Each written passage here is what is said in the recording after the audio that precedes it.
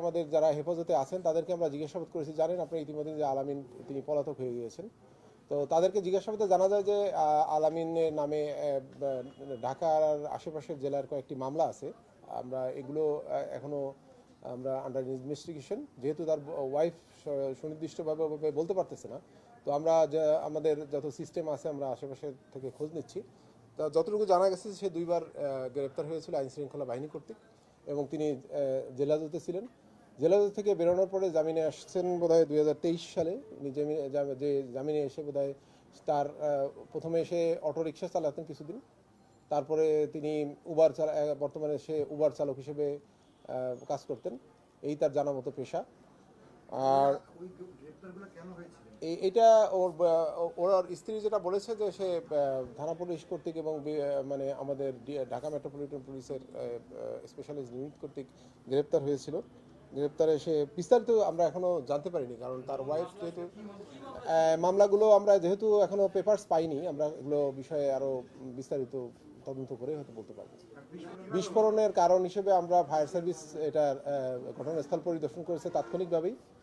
আমরা ফায়ার সার্ভিসের কাছ থেকে এখনো কোনো মতামত পাইনি, যেহেতু এখানে রাসায়নিকের ব্যাপক মজুদ ছিল, এবং পাশাপাশি আমরা যেহেতু বিস্ফোরক জাতীয় দ্রব্য হিসেবে আমরা যাকে সন্দেহ করতেছি ককটেল, আমরা মনে করি, এবং আমাদের সিআইডি ক্রাইম সিন ইউনিট আছে, আমাদের আছে, আমাদের অ্যান্টি টেররিজম ইউনিট আছে, তারা প্রাথমিকভাবে ধারণা করছে যে এখানে রাসায়নিকের যে কেমিক্যাল রিয়াকশন অথবা কোনো ধরনের বিস্ফোরক জাতীয় যে দ্রব্যটা পাওয়া গেছে এর কোনো একটা সিস্টেমের রিয়াকশনের কারণেই হয়তো এখানে একটা প্রকাণ্ড আকারে বিস্ফোরণের ঘটনা ঘটেছে।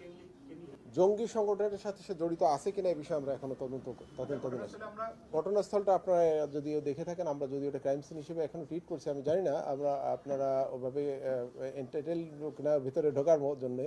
তারপরে আমরা এটারে যথেষ্টভাবে এখনও কিন্তু মানে আমাদের ক্রাইম সিন ইউনিট কাজ করতেছে। আমরা টোটালটা কিন্তু এখনও মানে সিজার লিস্ট করতে পারিনি, যেহেতু বিষয়টা অনেক কিছু ওখানে জড়িত আছে এবং বিভিন্ন ধ্বংসস্তূপের মাধ্যমে বিভিন্নভাবে এটা মিশ্রণ হয়ে গিয়েছে। আপনারা জানেন যে পাশে একটা সিএনজি গ্যারেজ আছে, ওই পাশে একটা বাড়ি আছে, আরো কয়েকটা আছে প্রিকশন। এই জন্য আমরা এখন টোটালটাই এখন সুইপিং এর ভিতরে আছে।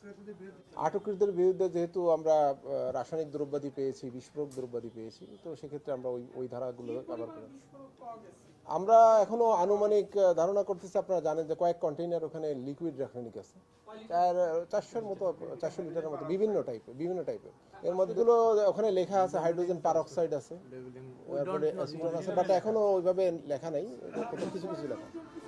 আমরা সব কিছুকেই মাথায় রেখে আমরা আমাদের তদন্ত কার্য অব্যাহত আছে। আমরা যে জাতীয় নির্বাচন এবং বিভিন্ন ধরনের যে গুরুত্বপূর্ণ ইভেন্টগুলোকে মাথায় রেখে এবং এদেরকে আমরা অভিযান অব্যাহত আছে। আমি আশা করি যে খুব দ্রুতই আমরা এদের সাথে যিনি পলাতক আছেন এবং এদের যারা অ্যাসোসিয়েটস আছেন তাদেরকে সবাইকে আমরা আইনের আওতায় এনে এবং ব্যাপক জিজ্ঞাসাবাদের মাধ্যমে তদন্ত শেষে আমরা প্রকৃত ঘটনাটা দ্রুতই উন্মোচন করতে পারবো আশা করি।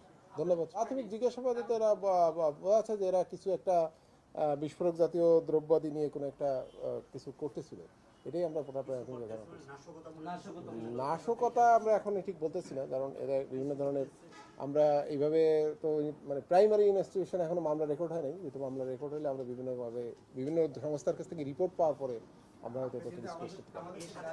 দক্ষিণ কেরানীগঞ্জ থানা, ঢাকা রাজধানীর একেবারে ঠিক কাছে লাগানো, এবং একটি জনবহুল এলাকায় এরকম একটা বাসায় সে দীর্ঘ 3 বছর ধরে মাদ্রাসা পরিচালনা করতেছেন, এবং আশেপাশে জানেন আপনারা অনেক ধরনের বসবাস করতেছে, প্রচুর মানুষ এখানে আছে। কালকে ব্লাস্টের কারণে হয়তো শুক্রবার ছিল, বন্ধের দিন ছিল, এবং একটা সকালের কারণে অনেকটা প্রাণহানি ঘটনায় কোনো ধরনের বড় ধরনের আঘাত নেই।